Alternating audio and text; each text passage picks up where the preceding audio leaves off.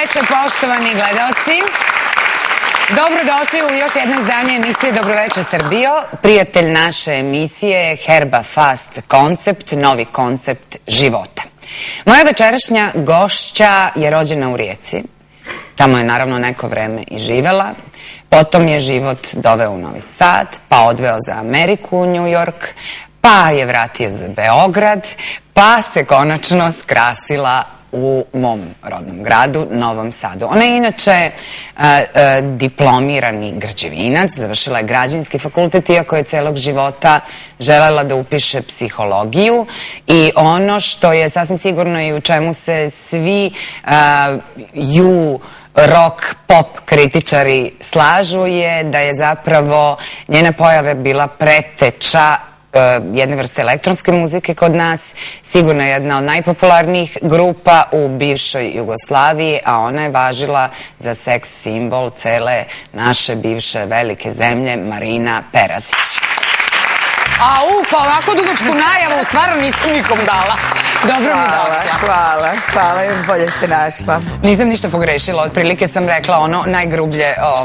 Pa to je to. To je to.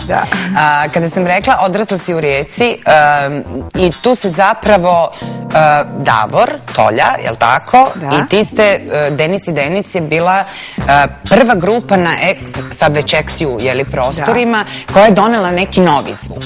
Pa da. Kad smo se pojavili, onda smo bili kao riječki Yazoo, a nakon pola godine smo bili riječki, jugoslavenski Eurythmics. Pošto mi je bilo jako čudno zašto dvoje ljudi, kako dvoje ljudi, ali mislim, to je takva vrsta muzike da je Davor zaista sve mogao sam isprogramirati kod kuće i snimiti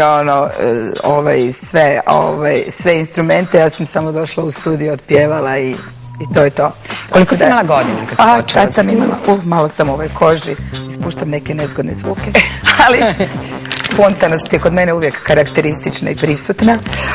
Imala sam 26 godina, ja sam diplomirala građevinu kada sam počela pjevati, tako da u nekom ipak zrelom periodu svog života i zato sam na neki način nisam se baš previše prepustila tom nekom naglom vihoru popularnosti. Ostala sam pri zemlji do današnjeg dana i tako da kad neko priča o meni, meni je to sve okej, ja sam i dalje uvijek ona ista. Da. Ti si upisala, rekli smo, građevinu, iako nisi to želela. Želela si da studiraš psihologiju. Pa da. I odakle onda taj izbor? Pa zato što u Rijeci tada u to vrijeme nisam mogla studirati psihologiju. Nije bilo fakulteta. Nije bilo fakulteta. I onda sam razmišljala kako da udovoljim mami. Nisam baš bila spremna otići. Na neki način isforsirati to ako to nije bila i njena želja. Tada sam imala momka koji je studirao građevinu i s obzirom da mi matematika nije bila nikakav problem, onda sam upisala građevinu i kamo sreće da mi nije išlo. Ja bi možda nakon prve godine, da nisam mogla položiti te prilično teške matematike, nacrtne geometrije, ostali su predmeti bili malo jednostavniji i lakši. Da nisam to uspjela položiti, ja bi vjerojatno se ispisala, onda bi upisala ono što želim. A pošto ja nisam imala problema ni s tim ispitima i volim završavati svoje krugove, volim završavati ono što sam započela, tako da je na neki način kad sam završila građevinu, onda sam mami rekla ja bi sada studirala psihologiju. Ona je rekla ne, ti bi cijeli život studirala, ti nemaš problema sa studiranjem, ne moraš ići raditi. Dok je ona tražila posao, ja sam rekla ja moram naći nešto, ja ne mogu sad ne mogu zamisliti sebe da radim kao inženjer građevine, bar ne full time, ja moram naći sebi neki balans i balans je bila ta muzika. Već se tu pojavio Davor već na fakultetu, već smo počeli se družiti, on je bio u raznim bendovima i ja sam bila uvijek tu nekako njihova prijateljica i puno mi je muzike snimao, kao da me na neki način, kao da me izgradio moj muzički ukus, dok nisam postala to što je njemu bilo potrebno. Jasno. Onda si, čini mi se... Spontano, mislim, ne svjesno, nego vrlo spontano. Jasno. Zato što nismo nikada planirali da ćemo biti band. Čini mi se da je prvi veliki hit grupe Denis i Denis u to vreme bio program Tvog kompjutera, je li tako? Da. To je bio i prvi album, u stvari pesma koja je do danas ostala. Pa to je bio prvi veliki hit, prije toga smo imali nekoliko pjesama koje su bile hitovi na svim demo top listama. Tad je taj jedan proces bio ustaljen da moraš postati na neki način zvijezda tih demo top lista, bilo da li to Zagreb, Beograd, Novi Sad, Sarajevo, i kada tu na neki način zaživi ta tvoja muzika, onda se izdavač zapita pa kao možda ipak možemo njih potpisati, jer nije bilo jednostavno doći do tog ugovora sa izdavačkom kućom. Bilo nas je malo i bili smo odabrani, bilo je jako skupo to raditi. Onda koje godine si upoznala Firče? Firče sam upoznala ranije još dok sam samo bila, dok sam studirala građevinu. Na 3. godini sam otišla na Subotički festival da bi ispratila nastup na festivalu gdje su Davor i onaj Edi iz Sobe 23 gdje su nastupali sa svojim bendom. I tad su meni, pošto su tu bila 2 riječka benda, a bubnjari su mi rekli, jao, da čuješ bubnjara, on svira u 3 benda, wow, znaš kako svira, i kao vuku me za ruku, pošto su to me, mislim, ja sam uvijek bila prijateljica sa svim muzičarima, i kao, ajde, dođi, slušaj, ja samo kad sam onako vidjela njega, još nije ni počeo svirati, jer sam rekla, ja ne znam kako svira, ali on jako dobro izgleda. I onda smo se na povratku zaustavili u Novom Sadu, jer je tadašnji moj kolega već svirao u Pekinškoj patki i onda me odveo na tonsku probu i onda je Firče opet bio za bubnjem do pojasa gol i onako svira bubanja, ja sam rekla, wow. Tako da je on ja sam prvi puta vidjela njega, a tek kasnije kad sam ja počela pjevati, onda je on vidio mene. Jasno. I ja sam već bila i na njegovom koncertu Lune, koja je prethodila EKV-u i na neki način kad je on počeo svirati u EKV-u, a već je to bio moj omiljeni bend jer sam ja generacija sa Milanom i znala sam i Magiji i Milana i Bojana od ranije, iz početka 80-ih, kad je on ušao u moj najomiljeniji bend, ja sam rekla to je bio šortka do mog srca. Da. I to je, ja pamtim, pošto je Marina onda vrlo često boravila u Novom Sadu, to je bila jako velika ljubav, oni su važili za jedan onako strašno zaljubljen par. Marina je bila u to vreme zaista seks simbol. Sećam se da su svi Novosađani onako kao zavideli Firčiju i onda u jednom trenutku on odlučuje da ode za Ameriku, ali to nije bila tvoja želja, je li tako? Pa ne, nije bila moja želja i u stvari to je bilo to veliko sudbonosno da. Mi se nikad nismo bili u braku, ali sjećam se trenutka kad se on spremao, ja sam već znala da on planira ići, sve se to planiralo, sve se to dešavalo, ali on nije znao da ja želim ići za njim, naravno ne odmah, jer je htio pripremiti teren i tu su bili Suba i Milan prisutni kad me on pitao, pokojni Suba i Milan, uvijek negdje tu blizu kao anđeli čuvari i onda on me pitao, hoćeš ići sa mnom u Ameriku? Ja sam rekla da. I on je bio u šoku. On je očekivao, ne znam, ono, ali ja sam rekla da i to je to bilo to, da. I onda u Americi nije bilo lako. Nije. Ti si tamo radila nekoliko poslova, ali tako? Pa da, ja sam to radila, ali to je bilo mnogo lakše nego biti poznat. Mnogo lakše. Meni je moje karijere bilo za tih 4,5-5 godina preko glave. Ja sam u stvari vidjela spas u tom New Yorku. To je u stvari ono što je na neki način presudilo tom da, tako, mislim, bez razmišljanja, zato što sam zaista htjela da se sklonim, jer je mene previše opterećivala ta karijera i to što nisam mogla hodati po ulici da me ljudi ne prepoznaju, zato što ja sebe ne doživljavam. Ti kad meni kažeš da sam ja izgledala ovako ili onako, ja sam sebi izgledala normalno. Ja nisam sebi nikad bila taj nekakav seksi simbol i kad su oni počeli tako mene prozivati i stavljati mi te neke različite labelove, mislim, meni je to bilo ono, wow, mislim, o čemu oni pričaju, mislim. I gledala sam samo da odem u New York da se oslobodim tog pritiska neprekidnog, sam bila pod lupom. Danas nekako živim s tim, potpuno sam opuštena i ne razmišljam uopće, ja sam totalno casual tip koji onako izađe sa maskaricom i sjajlom, bez šminke, ne nosim štikle i danas mi je mislim da sam nametnula taj neki svoj totalno opušten stil i da više od mene ne očekuju da budem ovakva i u privatnom životu. Ovakvu mene vidjeti privatno nećete. Ne. Ovo je samo za scenu. Jasno. U New Yorku su se rodile i Mija i Luna, koje su danas već odrasle devojke, sjajne dve devojke.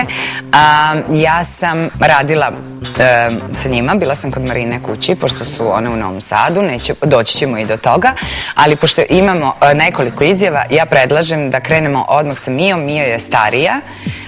Kada sam je videla prvo uživo, prvo što sam rekla, ona više liči na Firčija. Plavi Firči, totalno. Da, plavi Firči.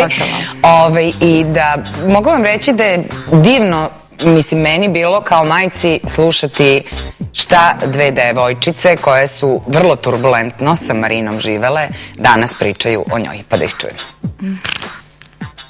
Moja mama je puna podrške, brižna je i mogu i pričati s njom.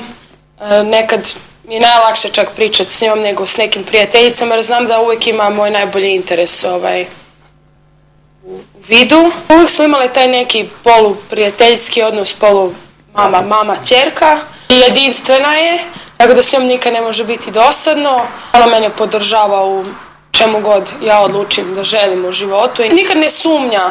Možda se boji, svaka mama brine i želi ono najbolje za svoje dijete i ona će me pitati, a dobro, ali zašto hoćeš to, zašto ovo?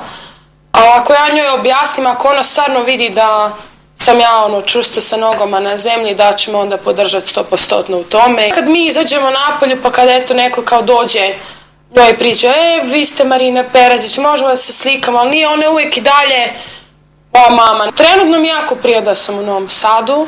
Srpski momci su zanimljivi, to ću reći. Ostave trag u svakom slučaju. Nije ni čudo, moja mama je na kraju završila sa, dobila dijete sa čovjekom iz Novog Sada. Bravo! To je Mija, starija čerka, da. I vidiš kako ona kaže, najbolje ste se snalazile kad je bilo teško. Moraš kao jednostavno moraš onda svom snagom, znači moraš sve kapacitete usmjeriti na to da se izdigneš iz teške situacije. Kad je lako, onda funkcioniraš sa 50%, sa 20%. Ako je previše lako, onda to ljude na neki način ne prisiljava da se trude. Kad je teško, moraš skroz full on. Naravno. Ti si, rekli smo, samo da se vratimo na taj period, koliko si provela u Americi, u New Yorku? 9 godina. Da. To je jako dug period. Bila si ovde, tamo si stekla jednu veliku popularnost u bivšoj nam zemlji, jel? I tih nekih 5 godina si bila strašno popularna i onda si prosto nestala bez traga. Otišla za Ameriku, rodila Miju i Lunu, koju ćemo uskoro videti. I onda u jednom trenutku se to nekako nije išlo i ti si odlučila da se vratiš. Jako je teško odgajati malu djecu u tom gradu. To je zaista teško, zato što su one bile u toj dobi kad ja još nisam mogla raditi. Tako da, onog trenutka kad smo se mi razdvojili, ja nisam vidjela više način kako bi ja sad mogla njih dvije izdržavati. Mislila sam da je zdravija sredina ova tu naša domaća. Bilo to Rijeka ili bio to Beograd, Novi Sad. U svakom slučaju, kad sam mogla djecu pustiti da se igraju ispred kuće, jako dugo sam odlazila na prozor i gledala i nisam se mogla opustiti, totalno nisam, ali nakon izvjesnog vremena jesam, pogotovo kad smo prešli u Rijeku i kad je onako Mija mogla iz škole sa 7 godina pokupiti Lunu i vratiti je samu kući iz vrtića, to sam shvatila da je onako sloboda koju koja moje djeci treba i koja je za njihovo dobro. Jasno, to nisu mogli imati u Americi i sama sa njima to bi bilo gotovo. Još sam ih odvela prije toga po ljeti na Krk u Omišalj, jedno malo mjesto gdje sam ja odrasla, to je ono blizu aerodroma koje je na vrhu brda i gdje ne ide automobili, tu su imale totalnu slobodu, zato što mislim gdje god su otišle nisu mogle jednostavno otići izvan tog kruga koji, mislim, nije bilo nikakvih opasnosti, tako da su osjetile tu slobodu i mislim da su zato tako sad komunikativne, ne bi bile iste da su ostale u New Yorku. Da, sasvim sigurno. Luna ima 18 godina i sad ćemo da čujemo šta je ona rekla za nama. Da legne na kauč i gleda 2 serije i ne priča s nikim, to je njeno vrijeme, ne smiješ da diraš ako zaspi, nemoj da budiš. Jako je čista, ima neko svoje vreme, ima neke svoje rituale, tipa zapali štapić uvijek kad izađu ljudi iz stana. Jako je simpatična, stalno igra, komunikativna je, smiješna je, lupa gluposti. Voli se družiti sa svima, je daleko ima 80 godina ili 16, ona se svima priča i nikad te ne sudi za ništa, već to sve razume i pokuša da reši. Ne znam da čuva tajne između nas 3, ali to je okej. Iste stvari volimo, iste stvari radimo, istu muziku slušamo, ona kuva i peva, ja pevam tako sama za sebe, ona tako krene da mumla, nikad ne zna tekst, ali mumla i tako. Ona kaže ja samo pevam Marinu Perezić i ništa drugo. Iste filmove gledamo, sve radimo nekako, mnogo stvari radimo zajedno, istu hranu volimo i tako. Od mog društva ona si ima drugarica, ona si ima Maki, ona si ima Marina, ona si ima, nama se tu druži, svih zna, ona si moja drugara i zna od kad su. I oni njoj sve poveravaju se njoj i pričaju sa njom i mislim kao da je, kad je tu moje društvo, ona je tako kao da je drugarica svima. Meni to prija. Ja sam se zaljubila! Sinoć sam trebala dođem u svirku od svog momka, onda mi je rekao da ima 2 semafora i da posle drugog semafora skrenem, bilo 3 semafora, onda sam ja odšetala 400 metara napred i 400 metara nazad i nigdje nije bilo toga, tako sam ja usred snega, pada sneg i ja tako sređena čekam, ima svirku, a ne znam gdje je svirka i tako. Ne znam, i onda sam nazvala druga i rekao mu diđe napoj mi po mene, rekao kao ja ću da stojim i da mašem, a ti vidi gdje sam ja. Jedno sam našla. Pa dobro. Ali vidiš, kažu da deca nasleđuju neke roditeljske, ne samo osobine, nego nekako, evo i Luna se zaljubila u Novosađanina. I to bubnjara. I to bubnjara, da. Neverovatno. Ali baš ne, nevjerojatno. Vjerojatno, to je to, razumiješ? Da. Ako je mama uzor, onda će najvjerojatnije raditi ono što radi mama. Da, jasno. Njih 2 izbacile smo to iz sobe, one imaju poruku za tebe. Samo da čujemo poruku. Ajde. Poruka za mamu je, nemoj više da plaćeš na Amy Winehouse i kad ostaneš bez vode, mani se mandarina i tu i tamo siđi do radnje. Eto to, mama, to je kratka poruka od nas, mali reset. Volimo te, mama.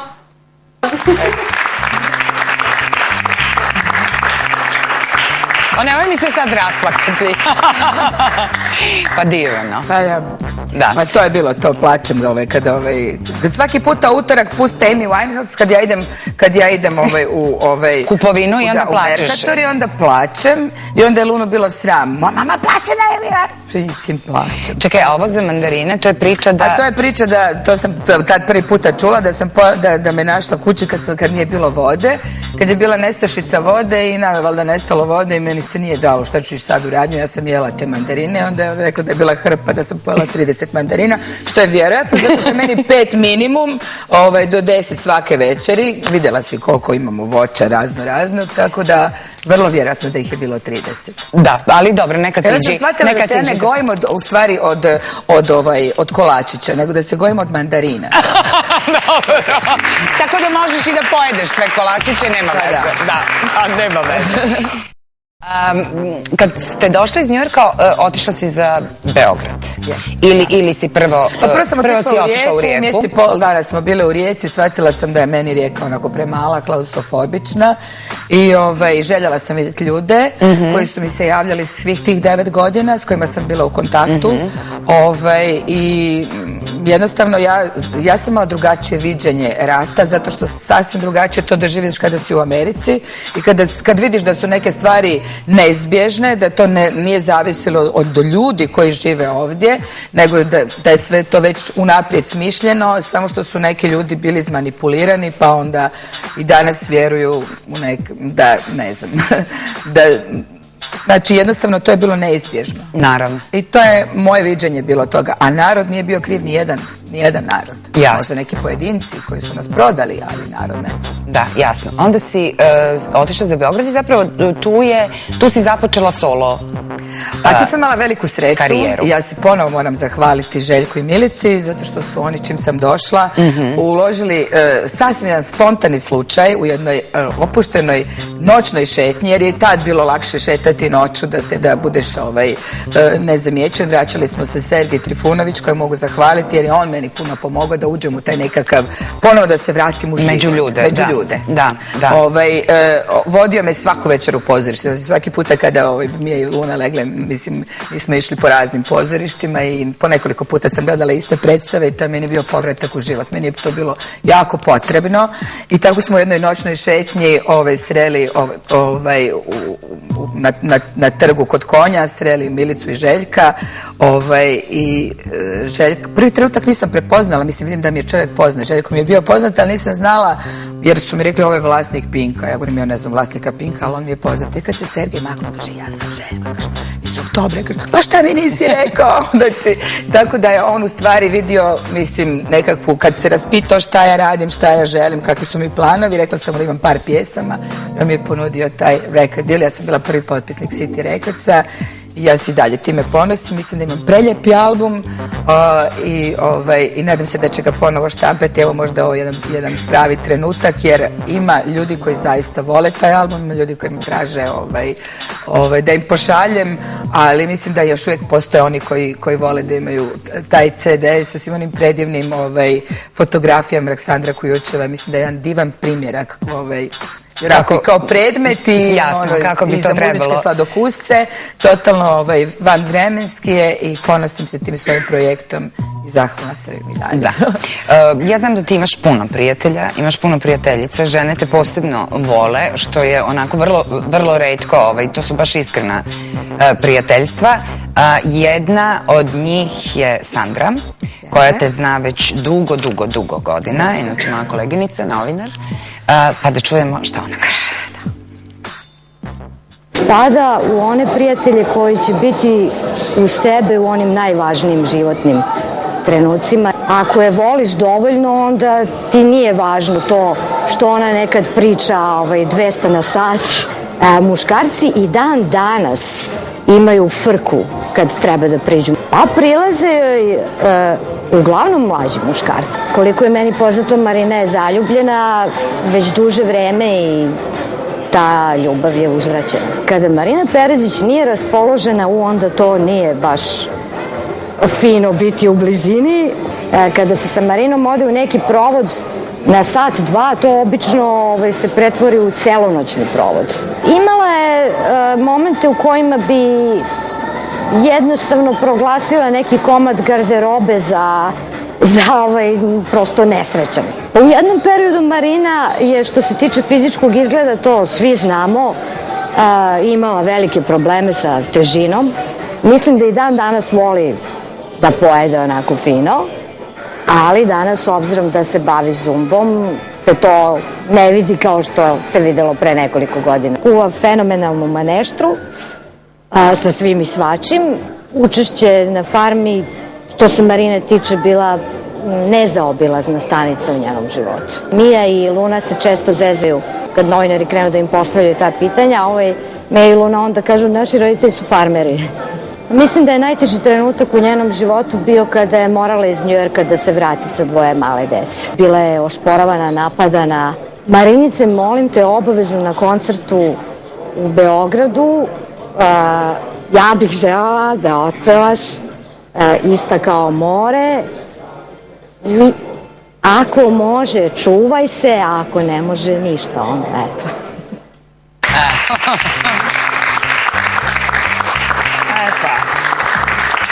Sandro.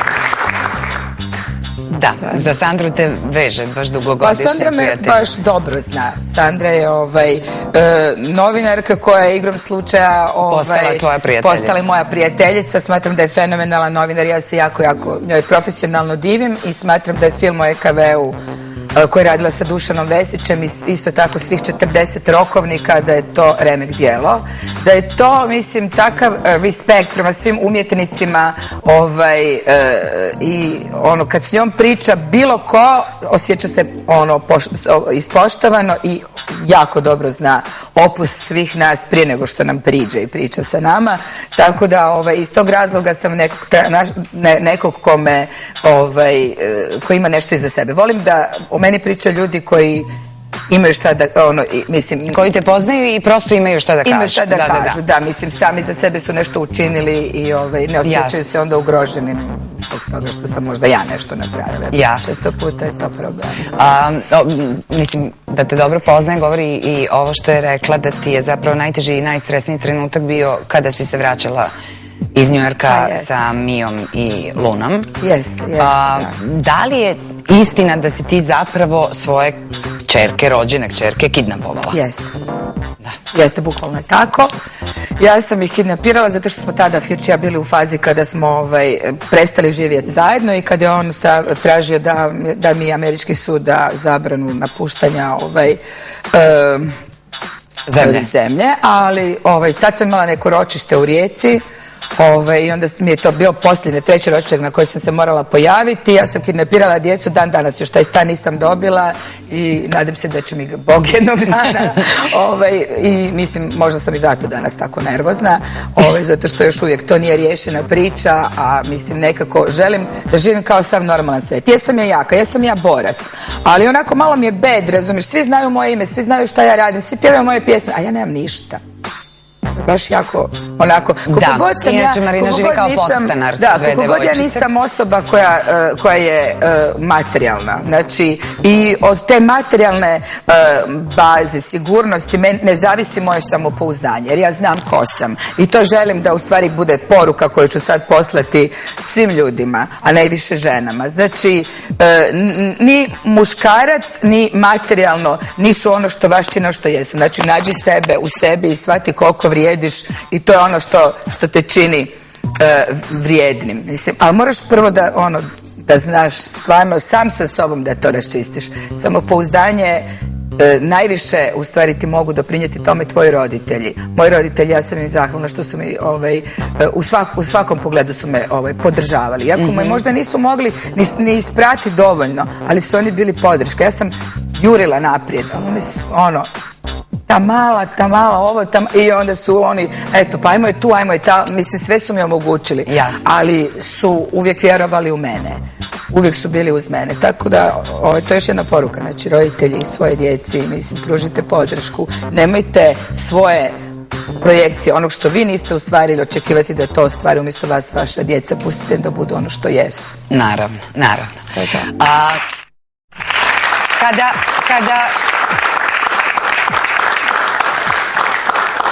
Kada kažem Mladen Popović, ti kažeš šta?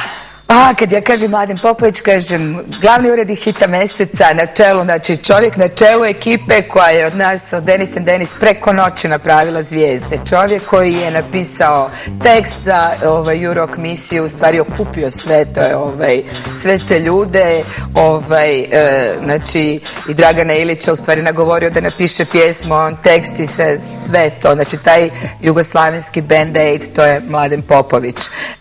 Čovjek koji je napisao baladu, jednu od najljepših jugoslavenskih balada, mislim tekst Volim još ovu noć, koji je napisao tekst za Oazu snova i proglasio me anđelom u paklu i hvala mu zbog toga. I čovjek koji ima mnogo jaku biografiju, ne znamo dakle da krenem, ali glas koji ako slušate Oskara, mislim, simultano prevodi, ranije su to bile Eurosong, čovjek koji ima iza sebe, mislim, nekoliko scenarija za drame, uglavnom jako puno poštovanja imam. Da, jedan, možemo slobodno reći, sjajan umetnik i da čujemo šta je rekao za tebe Mladen Popović. Marinu sam upoznao 83. godine. Bilo je iznenađujuće vidjeti kako se jedna tada diplomirana studentkinja građevine sjajno snalazi na sceni. Pošto je tako energična, može da bude i eksplozivna, što da ne. Obožava svoje ćerke. Znam da voli da se bavi zumbom, voli da izlazi, voli tehno i znam da je presrećna što su se Denis i Denis ponovo sastavili. Osoba koja ne ume da se svađa. Službeno sam bio u Njujorku u doba dok je ona živela sa Firčima u Njujorku. Taj stan tada bio jedna mala jugoslovenska kolonija. Da bilo kod muzičara koji je dolazio u Njujork, dolazio je kod njih, prespavao bi tamo, pravile su se žurke. Mislim da je u to doba strašno nedostajala Jugoslavija. Plima porok, kolačići. Mislim da voli da klopa. Mislim da je jedan odan prijatelj, da svojom vedrinom unosi pozitivnu energiju. Taj imidž seks simbola je nastao zahvaljujući tom spotu koji smo mi radili u hitu meseca Soba 23. Brzopleta i mislim da ponekada ne zna se zaustavi kad krene da priča. Želi me da što pre postane baka, a da se to na njoj ne primećuje.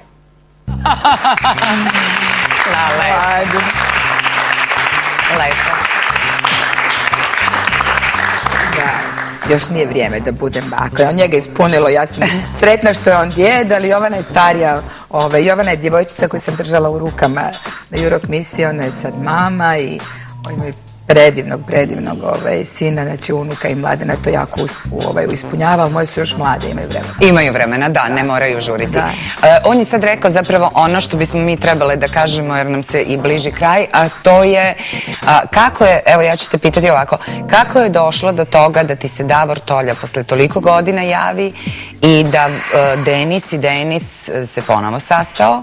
Posle koliko? 25. Posle 25 godina. 24 godine šutnje, ono i da se javio. I vas dvoje zapravo niste ni razgovarali 24 godine. Nismo razgovarali. I onda se on javio i vi ste se ponovo sastali i imali ste već vrlo uspešne nastupe, tek vas očekuju uspešni nastupi. Da li je to za tebe bilo stresno? Da li je to bio šok da ti se javi čovek koji te je nekad, ajde, mogu tako uslovno reći, napravio zvezdom, onda je ćutao 25 godina i javio se ponovo? Jest. Ja sam njega napravila zvijezdu. Da, naravno. Uzajamno. Da, uzajamno.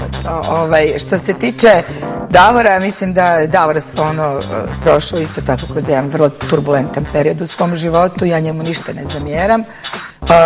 Zato što, mislim, ja sam u stvari presretna što se on konačno oslobodio nekih kočnica, nekih i što je došao k sebi i što je ponovo na sceni.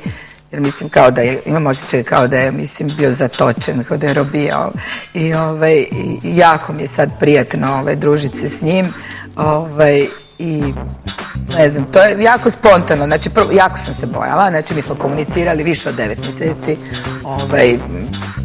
preko neta, samo smo jednom pričali, preko Skype-a pisali smo i onda sam trebala se s njim vidjeti, ja sam bukvalno odgađala 2 mjeseca taj susret i prebacila sam to potpisivanje ugovora za september jer nisam bila spremna to uraditi prije početka ljeta. Osula sam se sva, mislim, i tad je počeo taj period gdje sam počela trpati u sebe i zaista zahvaljujući zumbi sam ostala koliko toliko normalna jer ja kad jedem na dnevnoj bazi onda trpam se u sebi. Međutim, kako sad ipak treniram 6 puta tjedno, onda sam koliko toliko normalna jer je to jako, jako stresno bilo. I Davor jedi su pustili stomačiće, mislim, nekako nas je svih to plašilo kakav će biti taj odaziv publike i zato smo napravili prvi koncert u Rijeci za 500 prijatelja koji su dobili, mi smo pjevali samo za njih bez honorara i kad smo tu dobili zeleno svjetlo, zato što je riječka publika zaista najteža publika i prijatelji od kojih smo mi očekivali, molili ih da nam kažu onako iskreno i objektivno da li uopće ima, mislim, postoji za nas mjesto tu ili ne. I onda kad smo dobili od njih zeleno svjetlo, sve postoje bilo lako i imali smo nastup u Zagrebu koji je prošao fantastično, jedan manji u Rovinju i onda konačno Nova godina, to je ono što smo najviše čekali, ta Nova godina u Rijeci. To je prvi puta da nas je grad Rijeka u stvari priznao. Jer smo mi preko noći, zahvaljujući hitu meseca i zato što smo se sami angažirali, sami smo nosili te demo snimke, sami smo postali sve što smo postali. Nismo ništa tražili od grada, nismo tražili njihovu podršku, mi smo odmah postali preko noći jugoslavenske zvijezde. Na neki način kao da se našem gradu to nije baš previše dopalo, pa je ovo bilo veliko priznanje za nas i to je to. Još da mi daju i stan, ja bih bila sretna, ali vidim da ću morati do predsjednika otići. Znaš šta, ja ću tebi ovako da poželim.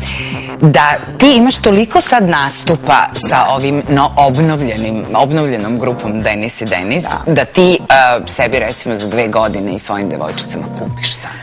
Ja bi to voljela. Ja mislim da bi to bilo, mislim da bi bilo skroz okej, a i da im platim studij, možda će i to biti.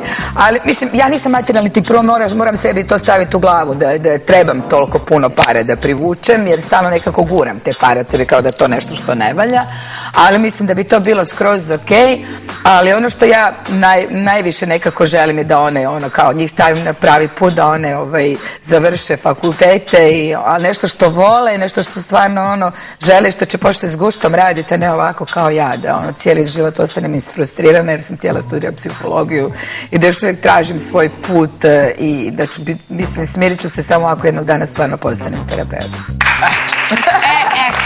Sad si zapravo rekla što želiš i ja ti od srca želim da ti se sve te želje ostvare i naravno da ove sjajne devojke ostanu ovakve kakve jesu i da ostvare uspeh u životu. Maki, hvala ti puno što si bila moja gošća. Kad preteraš sa kolačićima, Herba Fast koncept je tu da skine, da pomaže da se skinu kilogrami. Hvala Marina još jednom. Bila je ovo Marina Perazić koju ja volim da viđem, posebno leti na štrandu pored Dunava, obe volimo reku i nekako iskreno da vam kažem, baš mi je srce puno što je Novi Sad zavoleo nju, a i ona njega i nadam se da ćemo uskoro imati prilike da vidimo i čujemo grupu Denis i Denis i u Beogradu i u Novom Sadu. U Beogradu sigurno, a Novi Sad ćemo valjda ugovoriti uskoro. Sjajno. Hvala ti puno još jednom, poštovani gledaoci. Bilo je ovo još jedno izdanje emisije Dobroveče Srbijo, ostanite uz Pink.